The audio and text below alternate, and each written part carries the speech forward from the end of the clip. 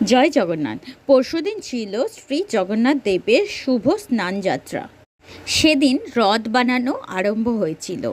আমি সকাল সকাল সেদিন চলে এসেছিলাম রথ বানানো দেখতে, আর দেখলাম চাকাগুলো সাজানো হয়েছে আর সমস্ত জিনিসপত্র আশেপাশে রাখা রয়েছে রথ তৈরির উদ্দেশ্যে। দেখে মনটা ভীষণ ভালো হয়ে গিয়েছিল। কাল প্রচণ্ড বৃষ্টি হওয়ায় আমি আর আসতে পারিনি মন্দিরে। আজ আবার সকাল সকাল চলে গিয়েছিলাম মন্দিরে রথ কতটা বানানো হয়েছে দেখতে। আর গিয়ে দেখি রথের প্রথম তলা তো তৈরি হয়ে গিয়েছে।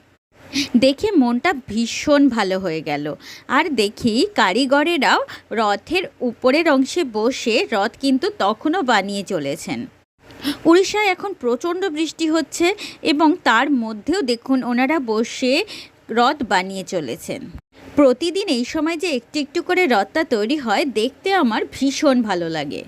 তথ্যগুলো ভালো লাগলে প্লিজ চ্যানেলটিকে সাবস্ক্রাইব করবেন। অগ্রিম ধন্যবাদ।